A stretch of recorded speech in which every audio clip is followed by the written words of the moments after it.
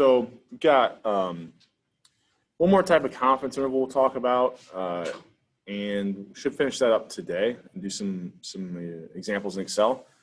On Wednesday, we'll start talking a little bit about hypothesis testing. So I'm going to put a Learn Smart up, and I'll have it due date set as before we meet in class on Monday. Okay, so you've got a week to get on. Should take 10 to 15 minutes. It's just kind of walking you through, trying to get you primed to start talking and thinking about hypothesis testing, which probably is one of the more difficult things that's going to be on this next exam. So it's kind of the only thing left we have to do before this next exam, but we will spend some time on it. So that's what's coming up. So look for that to be posted when I get back from class today. Other than that, where we left off last week was talking about situations where we don't know the population variance and all we have is a sample variance, okay? We talked about, we know that means we're going to need to use some student t-distribution, and we've got a different table that we're going to be looking at. So the idea of what we were doing, just to revisit a little bit, switching over to dot cam here, take a second or two. So the idea of what we're doing is that before, okay, we might have had a standard normal distribution. And if we were building a confidence interval, we knew that meant the area in each tail was alpha over 2. Right? So if we knew we wanted, say, 0.05, total in the tails, that was 0.025 in each. Okay, now I can go look 0.025 off my standard normal table and figure out what that z value is. Well, when we only have a sample variance, right, then we don't have this standard deviation of our sample means like we did before, right? It's still gonna reference it as the standard deviation of my sample means, but it's using a sample variance instead of a population variance, which within that sample variance formula, we have an n-1. So it's going to, if we try to create, use this standard deviation to create z values, they won't actually be z values because they won't be coming from a standard normal distribution. The variance is going to be a little bit higher, right? Dividing by a smaller number, that's kind of the intuition there. And so we're going to have some distribution that's a little bit more spread out, right? We're looking at that student t distribution. It's going to have a variance that's higher than 1. So if I use that same value, notice the area underneath my curve is going to be way larger than 0.025. So now if I want to have 0.025 kind of in my tails, right? Maybe that's something like this. Well, I'm going to need a much larger t value because that distribution is more spread out. Right? So, it's still okay to think about this as representing the number of standard deviations the way I want to go. It's just that because it's not coming from a standard normal distribution, when I'm thinking about the value I need to get a certain alpha over 2 in the tail, it's just going to be a larger number of standard deviations away from that mean that I need to go, or away from that point of 0 that I need to go. So it's still the same process, it's just that we're using this red distribution instead of this blue distribution, or we're using the student t instead of the standard normal. Okay? But other than that, the procedure is pretty similar as to what we were doing before. So kind of already talked about through these things last class. This is kind of the idea of the picture that I just drew. But if we're looking at the actual student t table, so let's say I wanted a 95% confidence interval. Well, if I want a 95% confidence interval, well, that's kind of what I had set here because I had alpha is 0.05. So I want 0.025 in those tails. We said the student t table, kind of unlike the standard normal, this table looks at the upper right tail instead of the kind of lower left tail. So I'm looking at the upper right tail. The area that I want is 0.025. And then let's say my degrees of freedom is 30. So I'd scroll down. Actually, let's do 31. It's easier to see.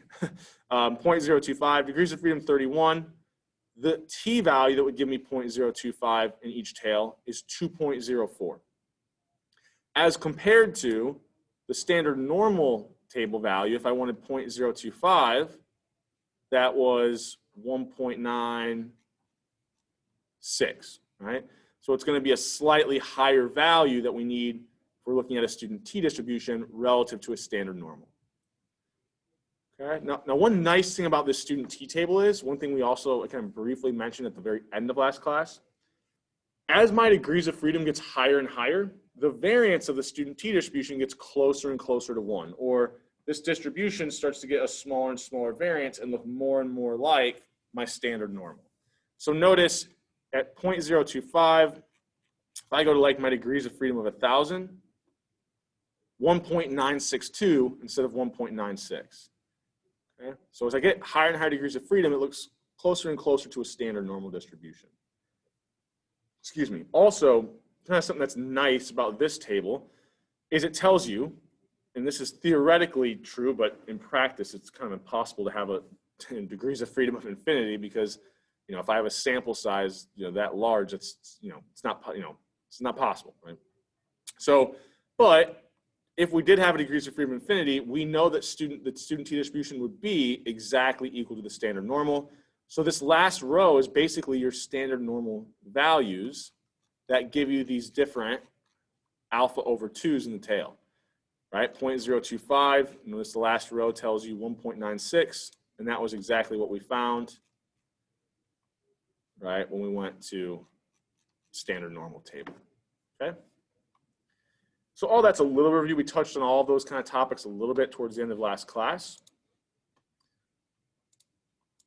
And we said we'll end up with this confidence interval that we take our sample mean, we're going to add and subtract a margin of error to it. Well, now instead of a z value, we're looking for that t value.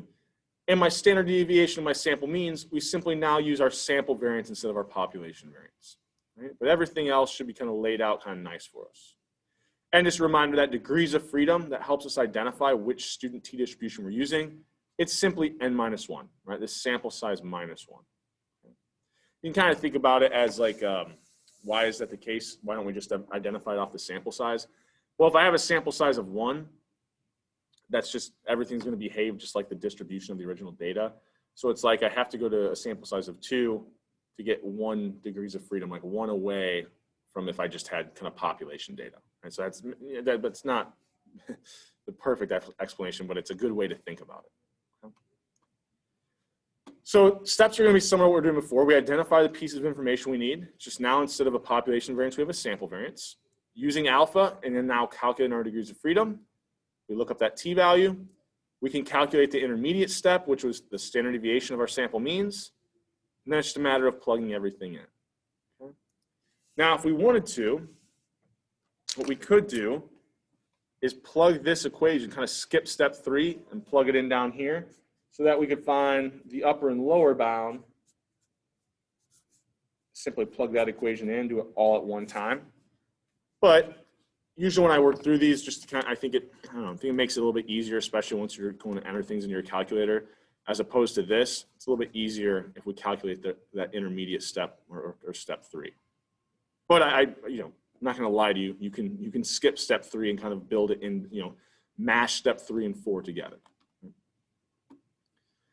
All right, so let's work with some actual values here. So this one isn't going to have a lot of context, but I want to work through an example where we just have some numbers, right?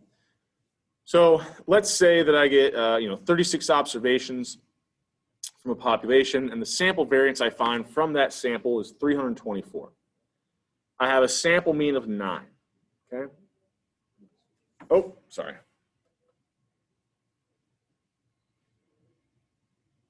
Let's see if it switches here for us. There we go. So we have a sample size of 36, sample variance of 324, and a sample mean of 9. Let's say I want to build a confidence interval with an alpha of 0.01. So that would mean my confidence level would be what? Alpha of 0.01. That alpha is the area outside my tail in decimal form. So the area inside of my interval is 0.99. So as a percentage, 99% confidence level. So we've got everything we need. How do we kind of start working through this problem? Excuse me. So sample size was what? 36. Sample mean was 9. sample variance was 324, and our alpha was 0.01. That's all the information we were given. So what we want to do is find the t-value. I'm sorry, my drawing isn't very symmetrical, even though this should be a symmetric distribution. That gives me alpha over 2 in each tail. So if alpha is 0.01, we want 0.005 in each tail, and my degrees of freedom, which is simply n minus 1, should be 35. Okay. So I know the area that I want in each tail is 0.005, and my degrees of freedom is 35. So I go to my table. I'll leave this up here. So I go to my table, student t table. Go all the way up here, 0.005, degrees of freedom was 35. The t-value I need to use is 2.724, right? So 2.724.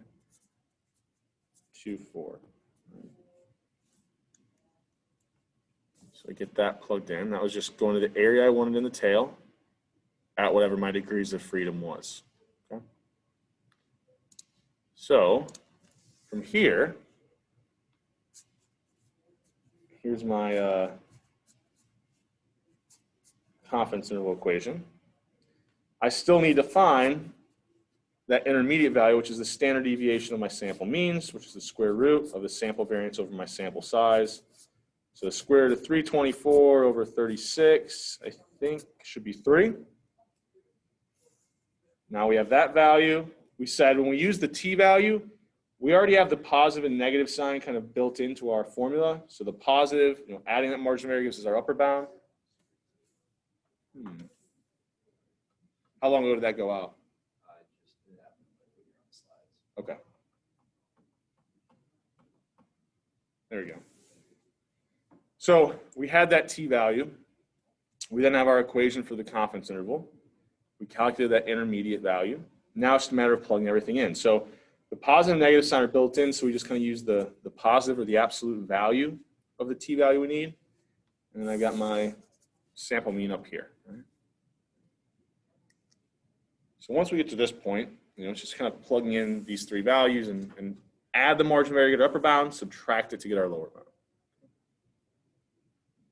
Did you get everything from this? Okay. Any questions on any of that? Okay. So hopefully this switches back to the screen now. I wonder if.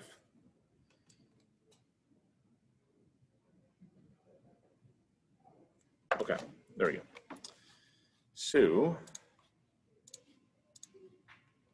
we identified everything we were given, found that t-value that gives us alpha over 2 in the tail, calculated the intermediate step, which was the standard deviation of my sample means, and then it's just a matter of plugging everything in. Now, I could have done this all at one time. So instead of doing step 3, I said it was okay if you do kind of combine step 3 and 4 and do it all in one equation. So this represents my standard deviation of my sample means. Another way of writing this, right? So everything would have been the same here. Another way of writing this, just simplifying mathematically, would be there. So that's why I kind of have that format in the slides, right? There's usually, there's 2 different ways you could do it. It kind of depends on the information you're given. If you're given the sample variance and you want to skip step 3 and do it all at one line or one formula, this is probably the easier one to use. If you want to do it all on one line and you're given the sample standard deviation, well, then it's probably a little bit easier to use this one, right? But they're the exact same thing, just written a little bit different mathematically, a little simplified here. So I've got my confidence interval, and really what I'm saying here is goes from 0.84 to 17.6. So obviously I didn't give you the context, like there were no units here. We weren't kind of setting up a real practical application. But let's say this was something like the number, the percent return on different stocks, right? The average we saw was 9. Can I say with 99% confidence, right? My alpha was 0.01. Can I say with 99% confidence here that if I invest in whatever the this mean return was, whatever stocks or mutual funds I'm looking at, can I say that I will kind of see a non-positive return, sorry, non-positive, a non-zero return or something that's positive? Well, if I think about zero, that's outside my confidence interval. My confidence interval is telling me the true population mean is somewhere in this range. Well, zero is not somewhere in this range, so I could, with 99% confidence, say, no, you won't see a zero return. You will see some positive value, or the true mean kind of return is some positive value. Okay? Excuse me. Any questions on that? In the chat. Okay. All right, let's work through another example that has a little more context to it. So, the American Medical Association states that the mean starting salary for physicians is $175,000. I put in the word starting salary there because I think that's what this actual data was when I grabbed it. But you take a sample of 81 doctors and you find a sample mean of 160,000. Well, look, if the true mean was 175, it would still be possible for me to see 160,000 as a sample mean. It's not that far away, especially when I have a pretty large variance here, right? 324 million is the sample variance. But, I am taking a pretty high sample size of 81 physicians, so I don't know, that should decrease that standard deviation of my sample means quite a bit. So I don't know, can I use this sample mean and actually say, well, $175,000 isn't in the 95% confidence interval, right? An alpha of 0.05, that means 5% is outside the interval or 95% within the interval. Okay. So I'm going to try to build this confidence interval and then figure out, can I say with 95% confidence that this starting salary value of 175,000 can't be the true population mean? Okay. So let's see if I can remember all these values. So we had a sample mean of 160,000. Sample size was 81. Sample variance was what? 324 million. And my alpha was 0.05. Okay. So first step, I just identified everything that was given to me. The next step is, all right, what t-value would give me alpha over 2 in each tail? Well, what's alpha here? We got 0.05 over 2, so 0.025. Okay. So that's the area that I want in the tail. So I'll go to my student t-table. Right. I want 0.025 in that upper right tail. So I scroll down. Oh, what's my degrees of freedom? I didn't calculate that yet. My degrees of freedom should just be n minus 1 or 81 minus 1, so 80. No, it's a little small. I'll kind of blow this up in a second. So 0.025, degrees of freedom 80. So I'm scrolling down. Degrees of freedom 80, 1.99, right? So the t-value that gives me that desired 0.025 in the tail is 1.99, where I can kind of think about, the number of standard deviations below I would need to go is, negative 2.99. Okay? So now that I have that t-value, excuse me, now I need to look at my confidence interval formula. And I'm going to calculate the intermediate step because that's the way I like to do it, and I think it just makes it a little bit easier, not make as many mistakes. So we had the equation for the standard deviation of my sample means being the sample variance over my sample size. So square root of 324 million over 81. I think this ends up being 2,000. I might be wrong on this, but we'll see once we get to the slides. I probably shouldn't have written it down until we look. Now, one thing I want to point out here, so once we have this, right, now it's a matter of plugging our values in. We got 2,000 was the standard deviation, 160,000 was my sample mean, and I've got that t-value of 1.99. Just a pretty basic equation. Add that margin of error to my upper bound, subtract to get my lower bound. Now, notice when I was calculating my standard deviation of my sample means, I'm using the sample size, not my degrees of freedom. The degrees of freedom simply identifies which student t-distribution you need to be working with, okay? So here we're using the sample size of 81. Sorry, me pointing out with my marker probably didn't help, but okay. All right, so let's make sure that I'm giving you the correct numbers, right? So yeah, that sample standard deviation was 2,000. Now it's just a matter of plugging those values in, and we get this confidence interval with a lower bound of 156,000 and an upper bound of almost 164. Now, in practice, like on your Connect assignment, you'll have to do both of these in your Excel, but once we get to the exam and any questions on like an online quiz, once I calculate the lower bound here, I can identify the correct answer, right? Because there's no duplicated kind of lower bound. So, you know, you don't always have to calculate the upper and lower bound when it's one of these multiple choice questions, but in practice, you know, you would want to, or you would have to. So we've got this confidence interval that goes from 156 to almost 64,000. So what we've got, what we're looking at here, so 156,000 to 164 approximately. Well, if this is my 95% confidence level, with 95% confidence, I can say that the value of 175,000 can't be the true population mean salary for physicians, right? The true population mean salary has to be somewhere in this range, or at least I can say with 95% confidence, it's somewhere in this range. Okay. Any questions over anything here before we kind of keep moving? Probably jump into Excel here. Okay. So we'll walk through these different equations. Here's just some references for some of the stuff that we're going to be doing in Excel, but I'll walk us through it. So let's go back to that file I've been working with, which is the confidence interval examples file. All right, so I put it up on Canvas. I have the original confidence interval example file, and that's like a little bit more of a clean template and would have anything you need in it to like work off of for that third Excel assignment. The confidence interval example, and I think the way I labeled it on Canvas was like in-class work, right? We did a lot of other stuff that you might not necessarily have to do, right, for the assignment. Like I showed you how to use the if statement, and we created the confidence interval in 2 different ways. So you won't need to do everything that we did in this, but it was just kind of everything that we've worked through in class.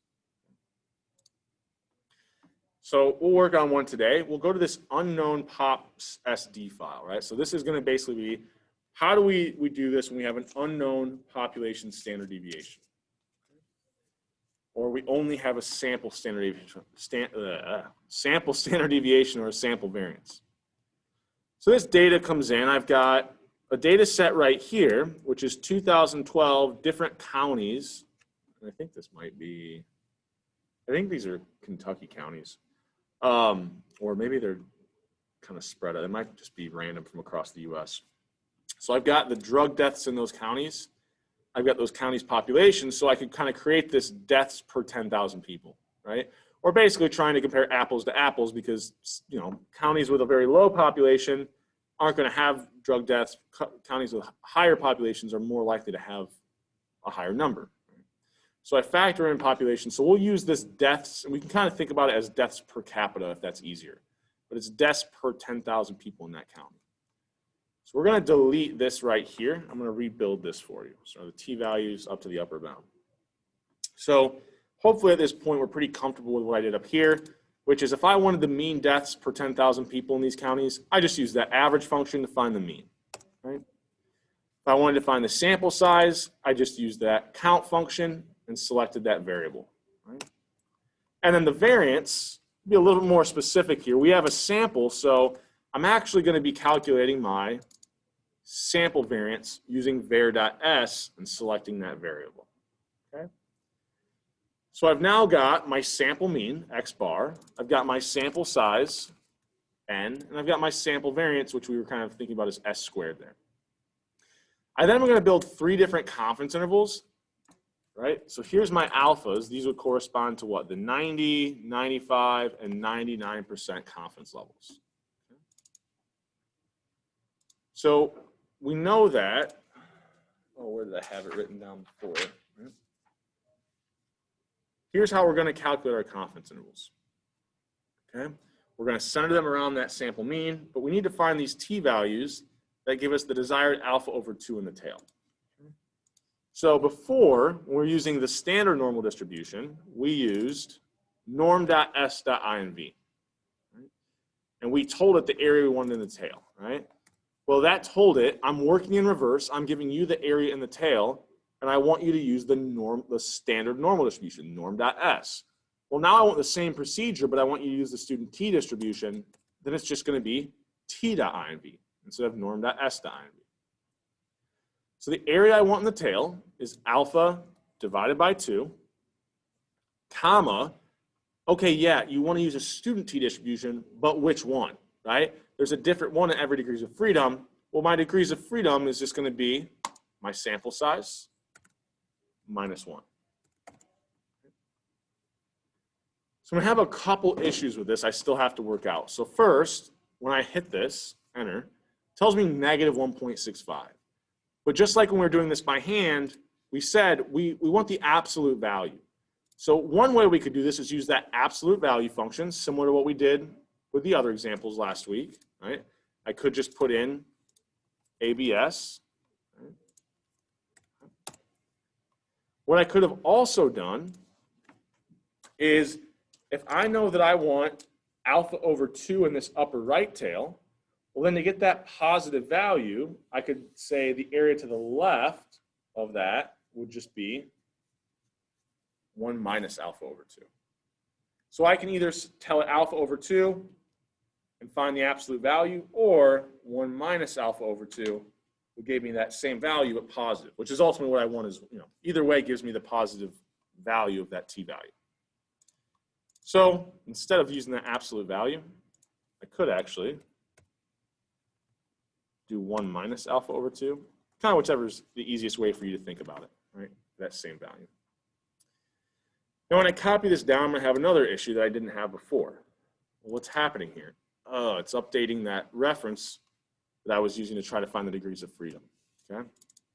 So I'm going to go in, I'm going to freeze that degrees of freedom cell, or the cell that's referencing the sample size, to calculate my degrees of freedom. Now when I copy this down, okay, those look a little bit more correct. All right, at this point, if we think about my equation that I'm using, I could find that intermediate step, which is the standard deviation of my sample means. Now I don't have to, right? I could do this all in one line, like build this into my equation, which I think is what I did. Did I already move this? I had it written down somewhere. Now I don't know where it was at. Oh, here we go. And that's what we were thinking about right here, right? Is building it all into the same equation. I could do that, right?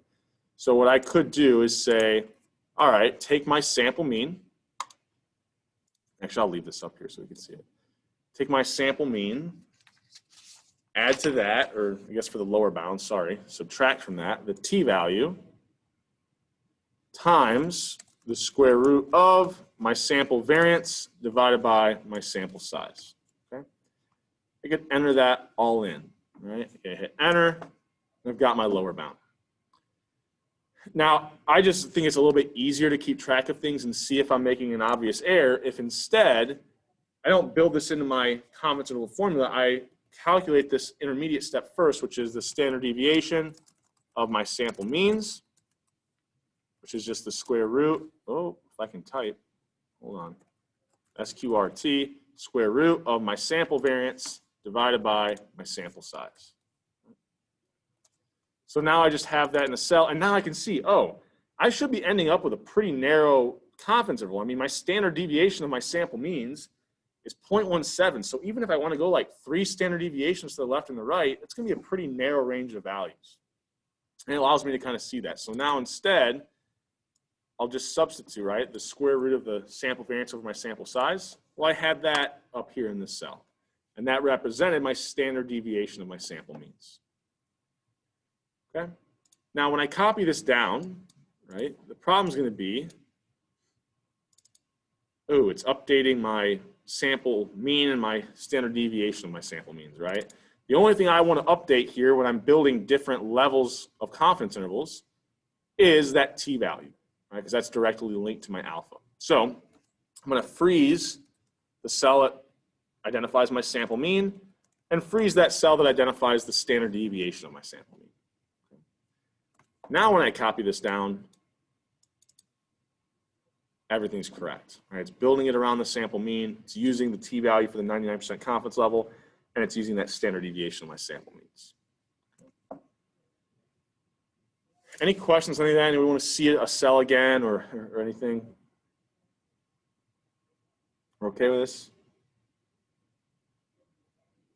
Okay. I think the easiest way, if I want to find my upper bound, kind of like last week we said, double click on this cell, highlight that formula, copy, hit enter to get out of the cell, and then just paste it, right? Because the upper bound is the exact same equation. It's just instead of subtracting my margin of error, I add it, right? So I just change that negative to a positive sign, drag this down, now I'm done, okay? So I've got my upper and lower bound here, right? And you can kind of see, as I go to higher levels of confidence, we said that our confidence intervals should get wider. Sure enough, higher levels of confidence, my lower bound's getting lower, my upper bound's getting higher, right? Getting a wider interval there. Okay? So one thing I also want to point out in Excel that relates to something we talked about earlier. So if we go back to last week, here's my z-values. And they were the same confidence levels as we were building today. So I'm going to just copy these. So actually, let me get the label in there too. So we can kind of compare them. So I'm going to paste these. So notice, if I did have an example where instead of a sample variance, I had a population variance, these were the values I would have used. But I didn't. I only had a sample variance. So notice they're a little bit different. When I'm using the values from a student T, they're going to be a little bit higher, because the distribution is a little bit more spread out than the standard normal distribution. However, if I have a smaller sample size, then they should be, well, actually, I'll do something really extreme. Let's do like 6. Notice if I have a small sample size, then that student T distribution is much more spread out, and I need a much higher T value compared to the Z value, right? When I had 119, they were starting to get pretty close. But if I can get to like, I don't know, 5,000 or something, I might put 50,000 in there. Notice that, 500,000 is my sample size. These look no different, right? They're no different out to the 5th decimal point. So as I get higher and higher sample sizes, my student T distribution starts to get closer and closer to that standard normal. Now let me hit undo because we didn't have, there we go. Got my count function back in there, okay? So we don't need these. I was just kind of using them to kind of compare. All right, so I've got my lower and upper bound here. Any questions over anything up to this point? I'm going to kind of dive into something a little different. Okay, so I can do the exact same thing for 2016. So notice I had like 2 data sets kind of next to each other, 2012 and 2016. Actually, I think they're the same counties. Looks like it. Yeah, same counties. So I might say, okay, look, have drug deaths per capita or per 10,000 went up over this time period from 2012 to 2016. Well, I can do the exact same thing I just did, right? So I've got my kind of degrees of freedom in here, although it looks like there's a small mistake here because my sample size is not my degrees of freedom. It should be my sample size -1. Right? This is probably just me doing it quickly. So we'll copy that and make sure we get those changed. I'm doing down here, I did it all in one line, right? So I didn't calculate the intermediate step, which was the standard deviation of my sample means. So now you'll kind of have 2 examples, one where you calculate the intermediate step, one where you just enter it all into one cell. Notice it's just a little bit longer. There's a little bit more moving parts, but that's perfectly fine, right? You can do it that way. Make sure these are these are right. Yep, perfect. Okay. So, and here I had $signs on here, so when there's multiple ways of copying things. In practice, if you're looking at this as a reference for the homework, you could probably delete these. it shouldn't be there. They're not going to change the answer right now, but if I copied them somewhere, it wouldn't work right. So I'll change them in here. So I built the confidence intervals for 2016. So if I want to say whether or not they've went up, I can start to think about something like this. So where can I put this? There we go. So let's say I have what, 2012, and the lower bound is 2.16, and the upper bound is 2.74, approximately. So I'm going to use the 90% confidence level. Right? So with 90% confidence, the true mean for 2012 is somewhere in this range, right? I don't know where it is, but it's somewhere in this range. For 2016, and I'll switch to make this fuller screen here in a second.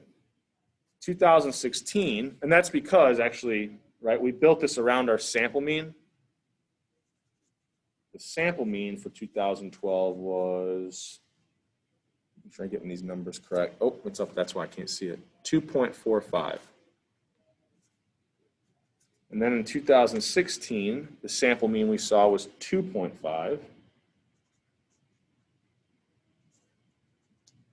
And the upper and lower bounds are what? 2.19 and 2.81 approximately. Okay? So I'm just taking those numbers from my lower and upper bound, kind of plotting them so I can compare these two confidence intervals. Now, what I found was that in 2000, this is a reminder, the red here is kind of thinking about the true mean for 2016, could be here, could be here, could be anywhere. Right? So I did find that the mean in 2016 was greater than the sample mean I found in 2012. However, those were pretty close values, right? And it could be that the true population mean in 2016 is here, and the true mean in 2012 is here, which means that drug deaths have actually went down, right? But it could also be that the true mean drug deaths in 2012 are here, and the true mean for 2016 drug deaths are here, which meant drug deaths have went up. So I really don't know, because these confidence intervals, there's so much overlap, right? When there's a lot of overlap in the confidence intervals, you can't say whether or not, this group is larger than this group, the population means at least. Based on, my sample mean I saw was a little bit higher, but that doesn't mean anything, right? Because it could have been that I saw this sample mean from 2016, even though the true population mean is here, right? I'm only seeing one sample. And it could have been that the true mean for 2012 was over here, right? But I just happened to see a sample mean in 2012 that was over on this side of the distribution. Right? So, right, based off my samples, it looks like 2016 is higher. But that doesn't necessarily have to be the case, right? Because I know that there does exist some true distribution, and really any of these values could be that true population mean, right? And wherever that true population mean is, that would shift the distribution of my sample mean. So when I have a lot of overlap with my confidence intervals, I can't really say whether or not one group is larger, right? Now, if I had something that looked like this, so here's 2016 when I plot it, and here's 2012. Well, now, even if 2012 had the highest mean in that range, and 2016 had the lowest in their range, well, 2016, I could still say with 90% confidence is greater than the true mean in 2012. Or in this context, that drug deaths have increased. But the actual data has this scenario, which means I can't say that anything is different, right? Drug deaths could be going up, they could be going down. Based off my sample means, my confidence intervals tell me, yeah, there's a lot of overlap. I don't know. I don't know where the true population mean is. It could have went up, it could have went down, it could have stayed exactly the same, for all I know. Okay. Where are we at in time? Okay. So with that idea in mind, if I have a lot of overlap here, what's something I could change that's going to make these intervals smaller, right?